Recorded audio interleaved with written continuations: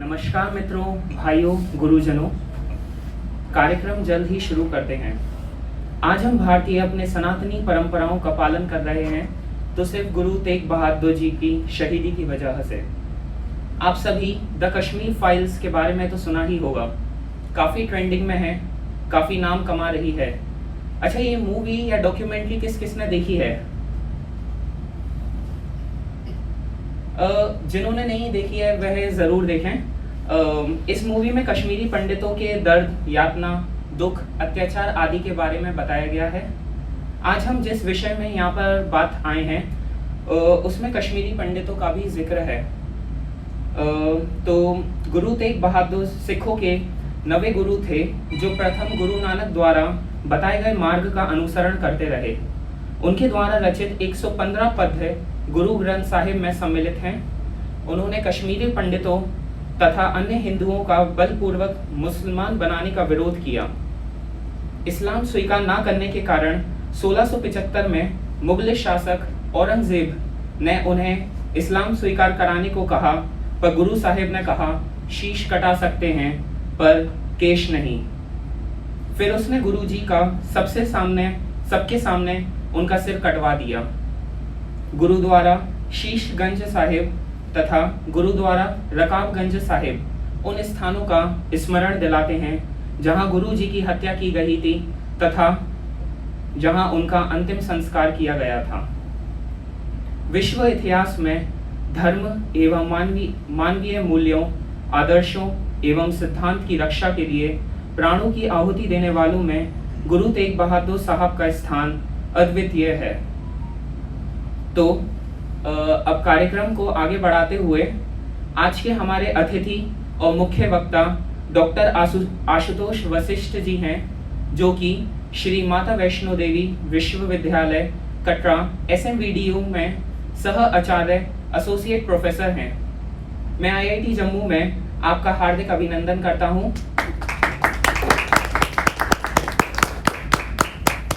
हमारा निमंत्रण स्वीकार करने के लिए धन्यवाद। हम आपके आभारी हैं जो आपने अपना कीमती समय हमारे लिए निकाला। एक बार सर के लिए फिर से जोरदार तालियां। संगीत और कविता को मिलाकर एक गीत की रचना की जाती है। गाना संवेगों और भक्ति को अभिव्यक्त करते हैं। विभिन्न अवसरों पर विभिन्न प्रकार के गीत गाए जाते हैं। इसलिए आज मैं अभी सबसे पहले गीत प्रस्तुति करने के लिए यश जैन को आमंत्रित करना चाहता हूं।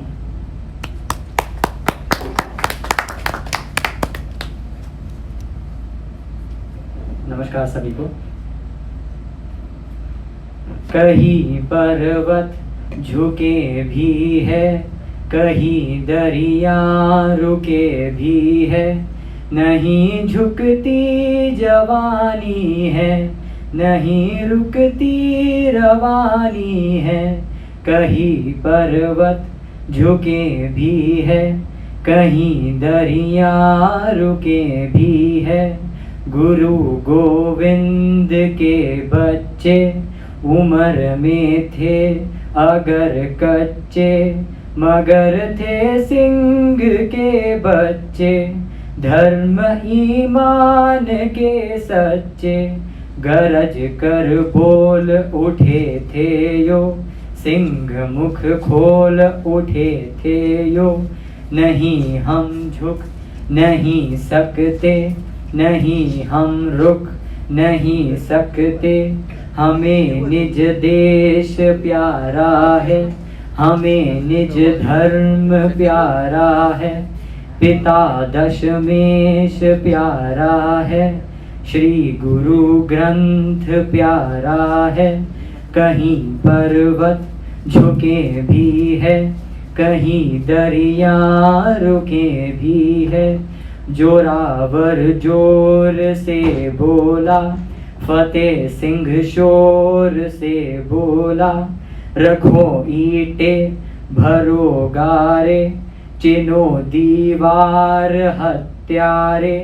निकलती श्वास बोलेगी, हमारी लाश बोलेगी। यही दीवार बोलेगी, हजारों बार बोलेगी हमारे देश की जय हो, पिता दशमेश की जय हो, हमारे धर्म की जय हो, श्री गुरु ग्रंथ की जय हो। कहीं पर्वत झुके भी है, कहीं दरिया रुके भी है। धन्यवाद।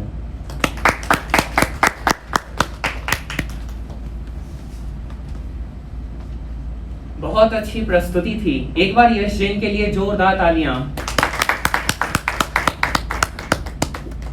ऐसे संसार में दूसरों से कुछ एक मधुर बोल सुनने को मिल जाए और सद्व्यवहार के धनी लोगों का सानिध्य मिल जाए तो आदमी को तसल्ली हो जाती है।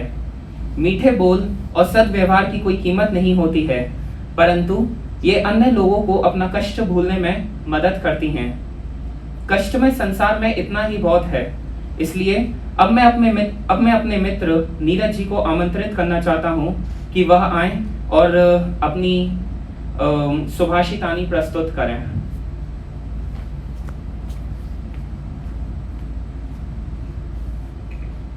धन्यवाद जयंत जी। तो मैं अपनी शुभाषितानी प्रस्तुत करता हूँ।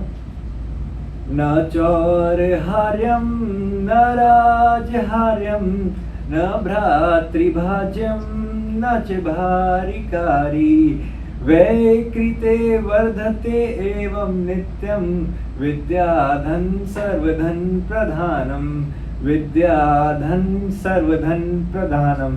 ये जो अंतिम में विद्याधन सर्वधन प्रधानम है, ये हमारे IIT जम्मू का मोटो या लोगो आप कह सकते हैं। यहाँ सामने आपको लिखा हुआ मिल जाएगा और सब जगह। तो इसका अर्थ मैं बताना चाहता हूँ कि जो विद्या होती है, जो ज्ञान होता है, वो नहीं चुराया जा सकता है, कोई से चुरा नहीं सकता, और न ये राजा द्वारा छीना जा सकता है और न ही भाइयों में बांटा जा सकता है।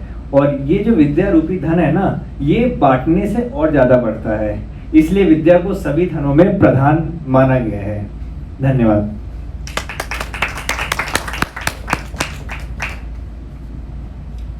अनमोल वचन व्यक्ति के जीवन का एक अमूल्य खजाना होता है। जो व्यक्ति इन वचनों को अपने जीवन, मन, क्रम वचन से निभाता है, वह व्यक्ति इस पृथ्वी पर तुलना रहित हो जाता है, अर्थात उसकी तुलना किसी दूसरे व्यक्ति से नहीं की जा सकती है। इसलिए अब मैं प्रार्थना जी से अनुरोध करता हूँ कि वह यहाँ आएं और अमृत वचन प्रस्तुत करें।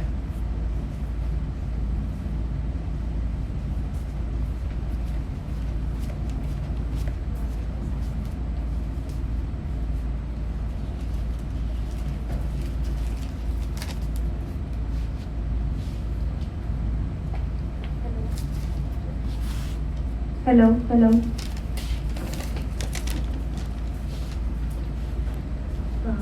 मैं इस अमृत वचन को प्रेजेंट करूँगी और मेरे साथ मेरे दोस्त यश जैन इस पर बीट्स देंगे तबला पर। मैं अमृत वचन पेश करूँ उससे पहले मैं आपको इस वचन का मतलब समझाना चाहूँगी। ये अमृत वचन ब्रिज भाषा में लिखी गई है और मैं आपको उसका मतलब इंग्लिश में कुछ सेंटेंसेस बोलती हूँ कि उसका मतलब क्या है। इस अमृत वचन के द्वारा गुरु तेग बहादुर कहना चाहते हैं, ओ cents, renounce the ego and always flee from the lust, wrath and evil company.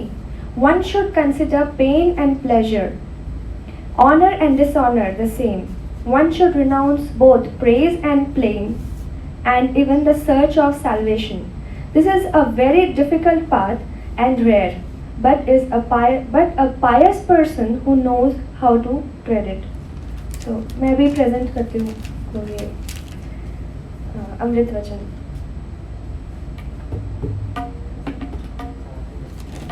Hello.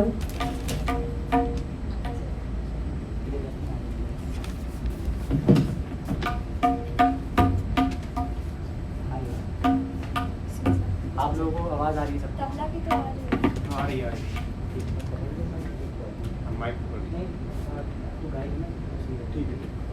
ठीक है, हो जाए।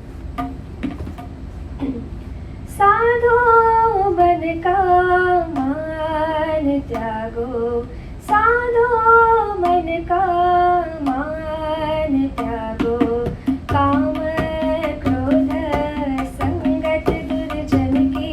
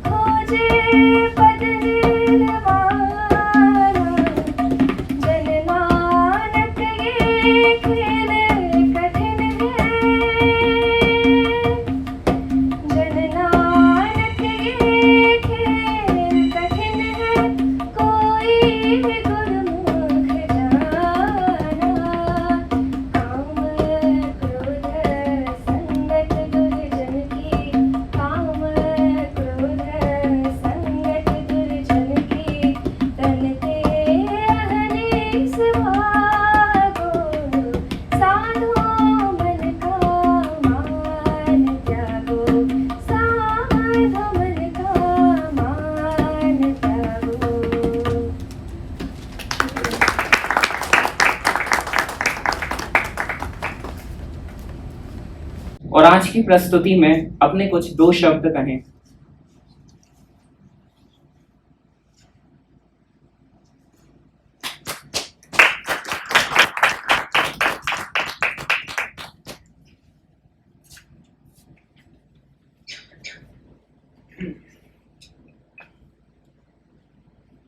Doctor Amitesh Ojha, humanities and social sciences department of IIT Jammu. My dear friend Surender ji, other students जो यहाँ पर उपस्थित और छात्र हैं, इन सबको मैं धन्यवाद देना चाहता हूँ कि आज इस बहुत ही एक शुभ अवसर पर IIT जम्मू ने एक अद्भुत प्रयास किया है, जबकि सारा देश गुरु तेग बहादुर जी का 400वां Prakash Parv, that is his 400 years of birth, ये मना रहा है। तो IIT जम्मू में भी शिक्षकों और छात्रों द्वारा ये बड़ा अच्छा प्रयास हुआ है और इसका एक छोटा सा हिस्सा मैं भी बन गया हूँ। तो ये मुझे बड़ा इस पे गर्व भी महसूस हो रहा है और मैं आशा करता हूँ कि गुरु तेग बहादुर जी का बलिदानी जीवन और पराक्रमी जीवन, इस जीवन की गाथा को संक्षेप में कुछ रोचक तरीके से यहाँ छात्रों के, शिक्षकों के समक्ष रख सकूँगा।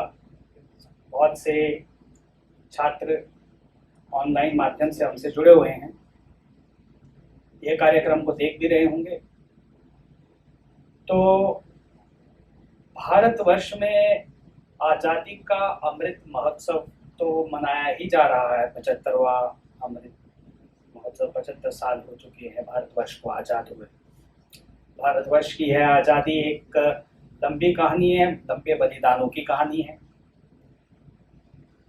ये 75 वर्ष की आज़ादी तो हमें अंग्रेजों से मिली, जिसको मनाया जा रहा है, परंतु उससे पहले मुगल शासन से हमारे को जो आज़ादी मिली थी वो भी त्याग, तपस्या और बलिदानों का एक लंबा क्रम था और उसमें सिखों के 9वें गुरु तेग बहादुर जी का जो अद्भुत बलिदान हुआ, उसके ऊपर आज मैं उनके जीवन के ऊपर आज प्रकाश डालूंगा। गुरु तेग बहादुर जी का जन्म 1621 अप्रैल 21 को हुआ। अप्रैल की तिथि को लेकर साहित्यकारों में थोड़ा सा विवाद है, कहीं 16 अप्रैल है, कहीं किसी साल में 21 अप्रैल है। तो चूंकि अप्रैल 1621 में हुआ तो बड़ा जाहिर सी बात है कि 400वां प्रकाश वर्ष, उनकी 400 वर्ष जन्म के अब 2021 की समाप्ति के बाद हम मना रहे हैं। तो 1621 में उनका जन्म सिखों के छठे गुरु हरगोबिंद सिंह जी तथा उनकी माता नानकी जी के यहाँ अमृतसर में हुआ। और जब उनका जन्म हुआ तो उस समय उनके जन्म का समाचार लेकर घर से एक सेवक गुरुद्वारे आया। गुरु हरगोबिंद जी उस समय कीर्तन, शब्द इत्यादि में मगन थे। उनके साथ ही उनके 3 मित्र भी थे, भाई बिधिचंद जी, बाबा बूढ़ा जी और भाई गुरुदास जी।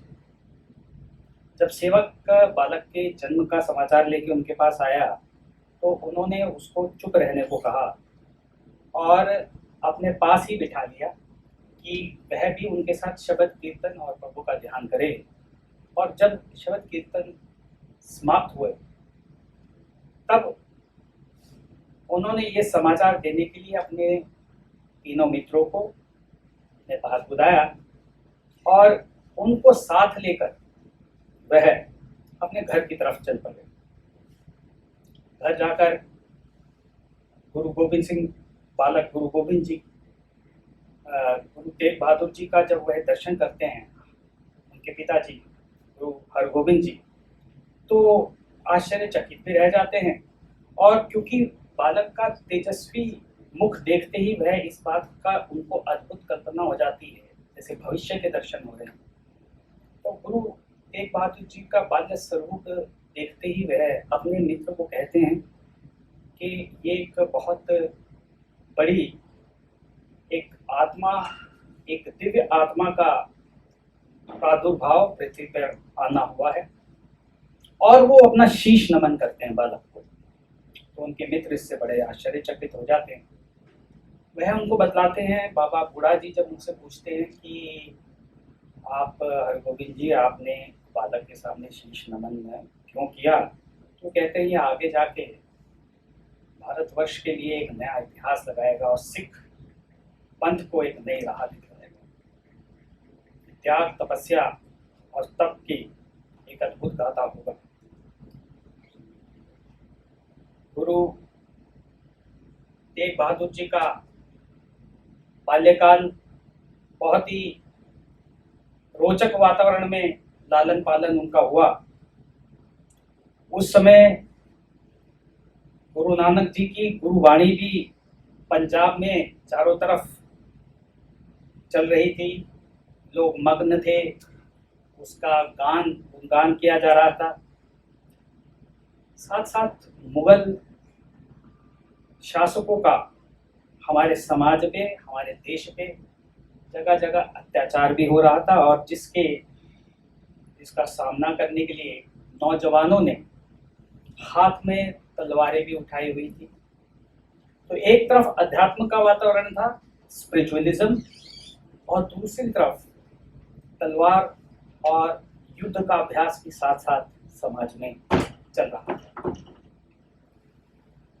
तेग बहादुर जी की शिक्षा दीक्षा बचपन में उनके पिता के मित्रों द्वारा बाबा बूढ़ा जी, उनके आध्यात्मिक गुरु, दैट्स फ्रॉम बाबा बूढ़ा जी, I took the spiritual knowledge and the military skills and training. तलवार चलाना, घुड़सवारी, मल्ल युद्ध, this is close combat, ये भाई चेता जी और भाई विधि जी, इनसे उनके गुरु के रूप में उन्होंने सैन्य शिक्षा प्राप्त की। सैन्य शिक्षा के बगैर शिक्षा का कोई मतलब नहीं था। आजकल ये परंपरा नहीं है। हमारे गुरुकुलों में और पुराने काल में अध्यात्म और सैन्य शिक्षा दोनों का मिश्रण किया जाता था। ये उस समय के समाज की मांग भी थी। अपनी दादी जी से बचपन से, बाल्यकाल से उन्होंने अध्यात्म की कहानियां सुनी, पराक्रम के किस्से कहानियां सुने। इनके दादाजी गुरु अर्जुन देव जी का भी मुगल शासकों द्वारा बड़ी निर्मम तरीके के साथ यातना देके हत्या की गई थी। वो कहानी, वो दर्दनाक कहानी भी अपनी दादी के मुख से इन्होंने सुनी, और बचपन से ही इनके अंदर कुछ इस प्रकार की भावना पैदा हो गई कि ये भी समय आने पर मुगलों से दो हाथ करें। धीरे धीरे ये बड़े हुए। बाल्यकाल की बड़ी रोचक घटना है, बड़ा it's a very interesting story which will touch your hearts, that the great souls are they reflect what is going to happen. They give the examples in the beginning of their life also. When he was just a small kid, जब वो बहुत छोटे से बालक थे, उस समय एक अपने बड़े भाई का विवाह हो रहा था इनके घर में। तो छोटे थे, इनकी माताजी ने इनको बड़े अच्छे वस्त्र पहना के तैयार किया इनको, और ये बाहर गली में खड़े होकर उस समय की विवाह में आए लोगों को देख रहे थे तो इनकी नज़र पड़ती है ऐसे छोटे से बच्चे पर जिसके शरीर में कोई कपड़ा नहीं है और वो सर्दी में ठिठुर रहा है। तो the poor boy was shivering in cold। मैं बीच बीच में अंग्रेजी में इसलिए कुछ कह देता हूँ कि हो सकता है कि हिंदी में कुछ शब्दों का अर्थ या उसको समझने में हमारे कुछ मित्रों को समस्या ना आए। तो वो तेग बहादुर जी वो उस बालक के रूप में वो उसके पास जाते हैं और अपने जो भी सारे अच्छे कपड़े उनकी माताजी ने उनको पहनाए थे वो कपड़े उसको दे देते और खुद बगैर कपड़े पहने घर में आते।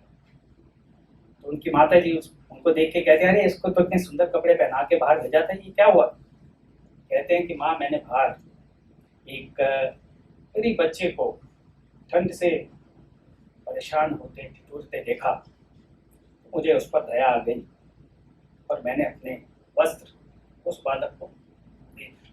ये सुनकर उसकी माँ के आंखों में भी, उनकी माताजी के आंखों में भी आंसू आ गए। So he was a sensitive child। उनका विवाह 1632 में छोटी आयु में ही माता गुजरी जी के साथ हुआ और उसके बाद उनके पिताजी ने उनको अमृतसर से, रामदासपुर कहा जाता था उन दिनों अमृतसर को, गांव बकाला में, पंजाब के गांव बकाला में जाने को कहा और बाकी का जीवन वहां निर्वाह करने को कहा। दाम्पत्य जीवन में उनका कोई विशेष रुचि नहीं थी, मन से ही अध्यात्मवाद उनके साथ जुड़ा हुआ था। तो गृहस्थ से वो दूर रहते थे, कम ही गृहस्थ में शामिल होते थे। ज़्यादा समय वो घर में, तहखाने में, कोठरी में एक एकांत स्थल पर बैठकर आइसोलेशन में मेडिटेशन किया करते थे, ध्यान विचार किया करते थे। साथ साथ अपने सैन्य शिक्षा का भी प्रयोग किया करते थे और उसका प्रयास, उसकी प्रैक्टिस रोज किया करते। इस प्रकार से उनका जीवन बीत रहा था। जगह जगह वो यात्राएं भी करते थे। पैदल उन्होंने बहुत यात्रा की। बताया जाता है कि वो आसाम तक पैदल गए, बंगाल, आसाम तक। तो क्षेत्र में गए, वहाँ कई व्यक्तियों का उद्धार किया। जगह जगह उनके लोग अनुयायी हुए। तो काफी भारत का भ्रमण उन्होंने किया। आगे उस समय औरंगजेब का शासन, उसका क्रूर शासन कहना ठीक होगा, भारत में चल रहा था। He was a very intolerant Mughal emperor. और बड़ी एक इंटरेस्टिंग घटना हमें मिलती है कि उसके दरबार में वो कुछ एक पंडित आकर कुछ श्लोक सुनाया करता था और उसका एक बड़ा ब्रीफ संस्कृत में थे, तो अर्थ सामने रखता था कि कहीं ये नाराज ना हो जाए। उसको पता था कि औरंगजेब की टॉलरेंस दूसरे धर्मों के लिए नहीं, it was just for the sake of his daily और sometimes his habits to listen to the thoughts of certain preachers. बड़े केयरफुली वो सुनाता था जिससे हिंदू धर्म की विशेषता सामने ना आए, क्योंकि इस्लाम के अतिरिक्त वो किसी को बर्दाश्त नहीं कर सकता था। किसी की तारीफ किसी दूसरे धर्म की हो जाए तो उसके सामने तो उसकी जान की कैद। इंसिडेंटली संयोग से एक दिन बीमार हो गया और उसके बाद उसने अपने पुत्र को गीता के श्लोकों का पठन पाठन के लिए भेजा और कहा कि थोड़ा सावधानी से, परंतु ये बताना भूल गया कि कितना अर्थ बताना चाहिए, कितना अर्थ नहीं बताना चाहिए, ताकि औरंगजेब नाराज ना हो जाए।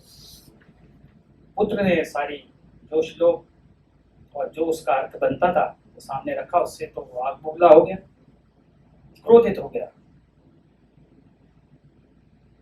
और उसके जो एडवाइजर्स थे उन्होंने कहा कि जी ये हिंदू धर्म पे तो आप इनका धर्मांतरण करवा दीजिए, इस्लाम ही सर्वश्रेष्ठ है, बाकी धर्म का कोई स्थान नहीं। तो उसने सबको पकड़ पकड़ कर यातनाएं देनी शुरू की, गिरफ्तार किए, पर अन्यथा the choice was simple, either you accept the Islam और you have to met with your death, the torture. हाहाकार मच गया हमारे जम्मू कश्मीर में भी। उस समय इस्माइल खान नाम का एक बहुत ही क्रूर मुगल गवर्नर था, यहाँ औरंगजेब के बिहाफ पे शासन करता था। उसने उस समय जालिम खान भी कहते थे, सभी कश्मीरी पंडितों को पकड़कर टॉर्चर करना, मारना शुरू कर दिया। या तो कल इस्लाम कबूल करो, तुमको लगा ये तो हमारी अब एग्जिस्टेंस ही खतरे में है।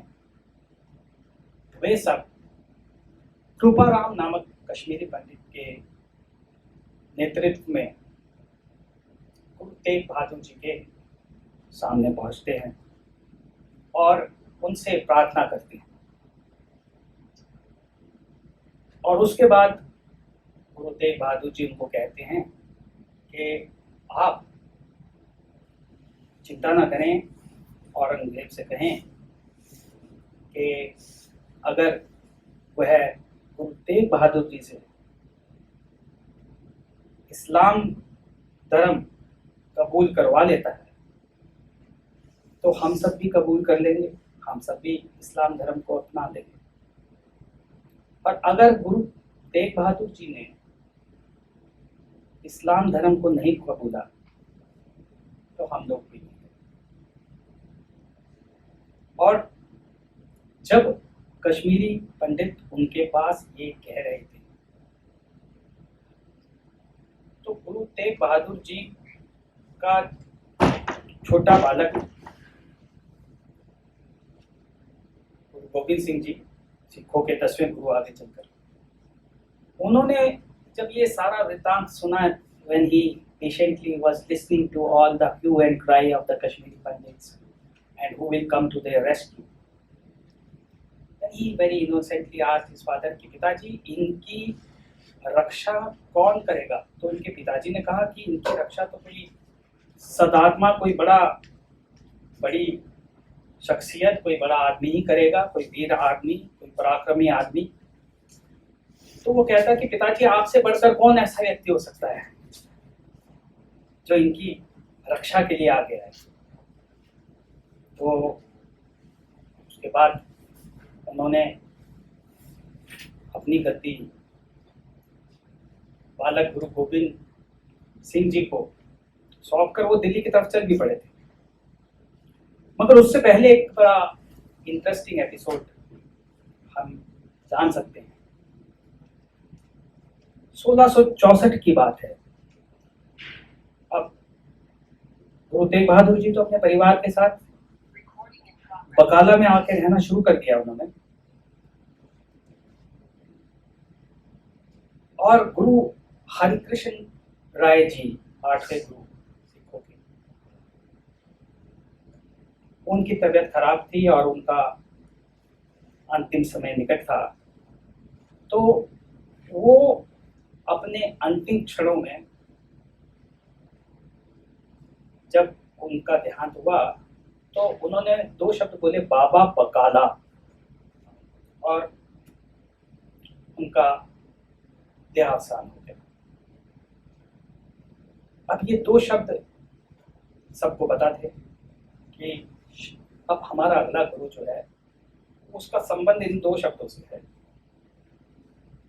उस समय एक बहुत ही अमीर व्यवसायी माखन शाह, समुद्री रास्तों से उसका आना जाना था व्यापार का, तो उसका जहाज तूफान में फंस गया कहीं, और वो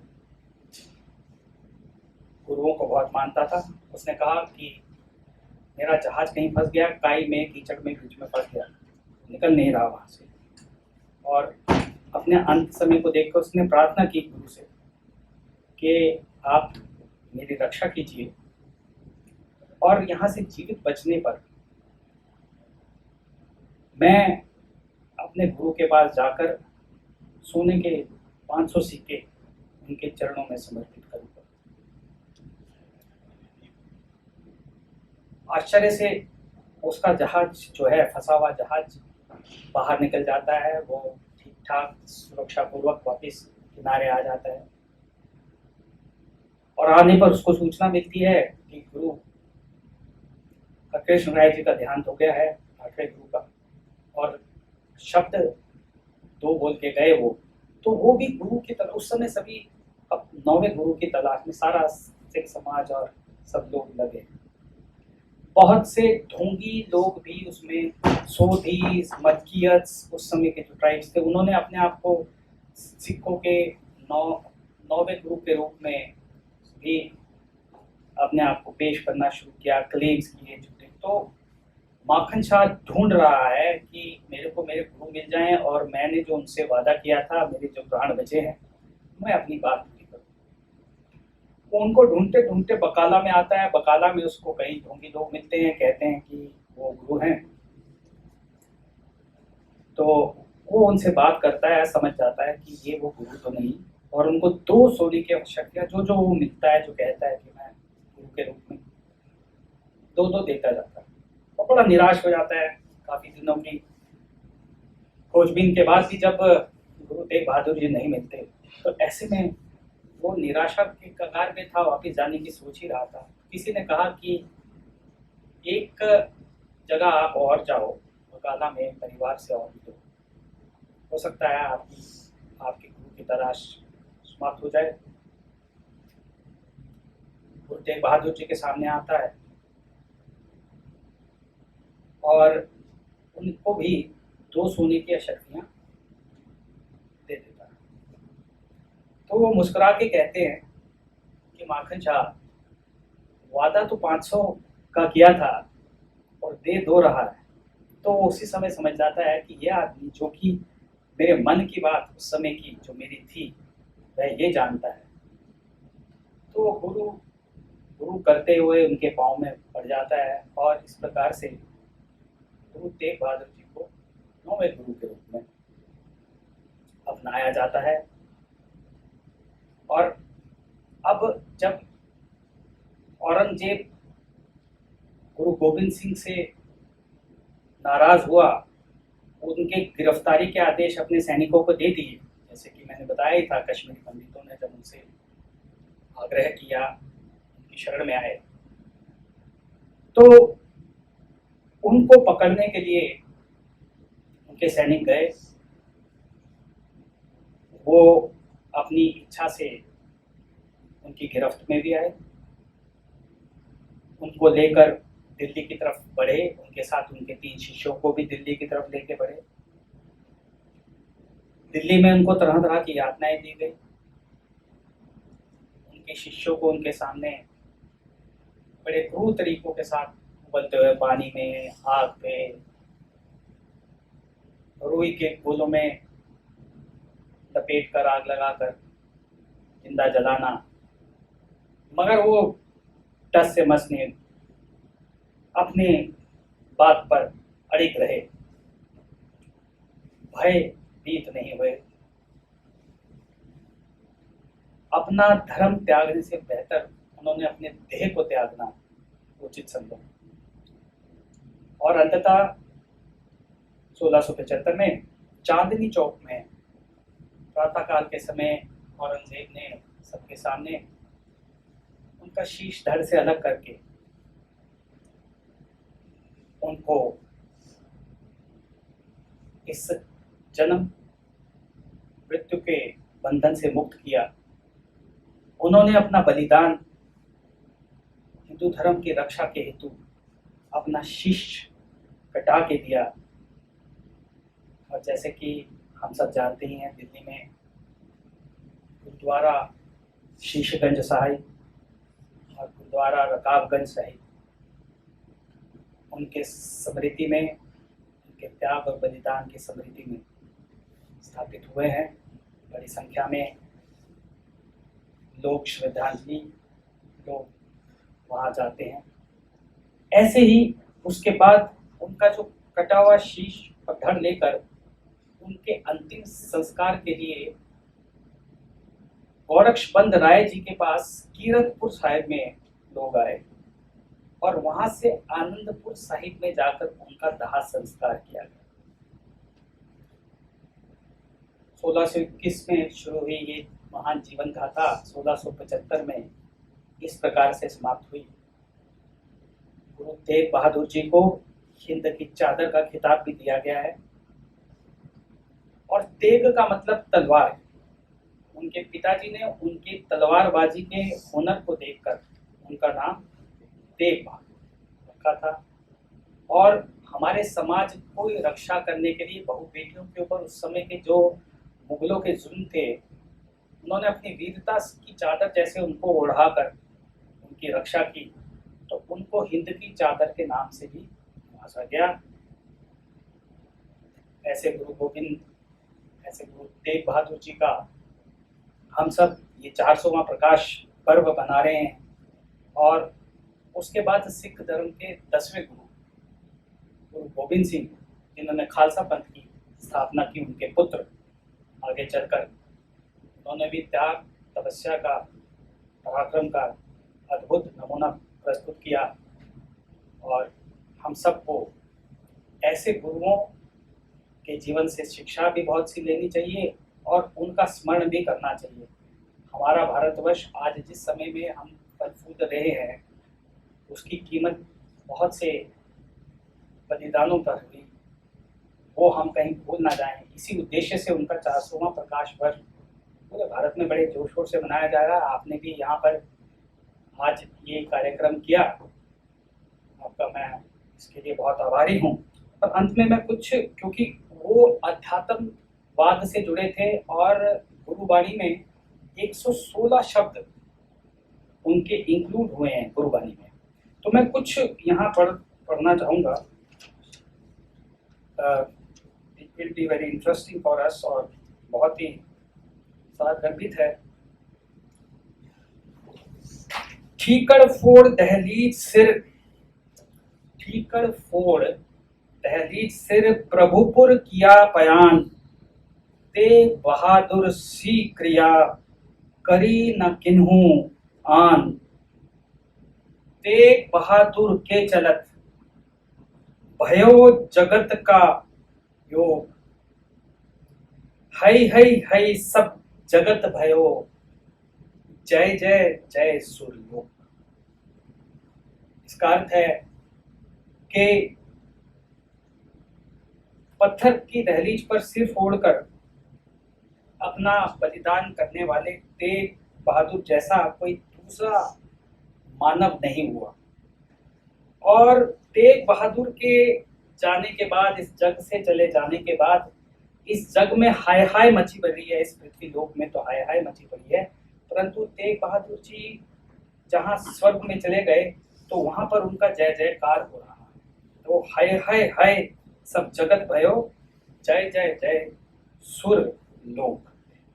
तो इस प्रकार से उनका गुणगान है। कुछ गुरु ग्रंथ साहिब के जैसे अंक 220 जो उन्होंने तो 116 दिए हैं, परंतु यहाँ 2-3 मैं कुछ पढ़ देना चाहूंगा।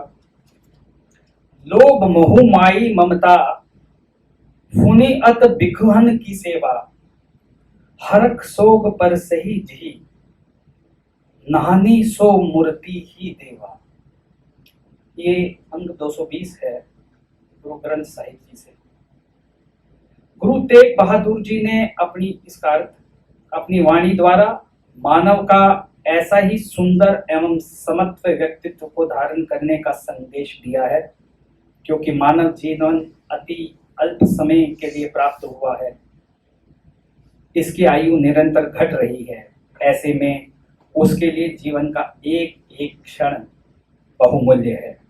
मानव को चाहिए कि वह अपने इस क्षीण होते बहुमूल्य क्षणों का सदुपयोग करे और अपना समस्त जीवन प्रभु के स्मरण में ही समर्पित करे। तो मानव जीवन क्षणभंगुर है, क्षण क्षण कम होता जा रहा है। समय के महत्व को, इस क्षणभंगुर जीवन को समझते हुए हमें भगवान के स्मरण पे ध्यान केंद्रित करना चाहिए, ऐसा इसका भाव निकल कर आता है। तो इन्हीं शब्दों के साथ आज मैं गुरु तेग बहादुर जी के ऊपर अपने इस संक्षिप्त व्याख्यान को यहाँ समाप्त करता हूँ। आप सबने मुझे ध्यान से सुना, अपना समय दिया, इसके लिए मैं आपका और कार्यक्रम के आयोजकों का आभारी हूँ। आई थैंक यू।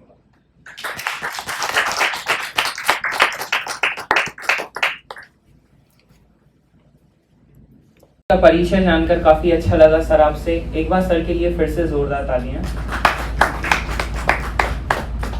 तो आज की यहाँ पर समाप्ति होती है, धन्यवाद। और अब यहाँ पर नीचे चाय वगैरह नाश्ता का आयोजन किया गया है, तो कृपया सब आकर नीचे नाश्ता ले सकते हैं।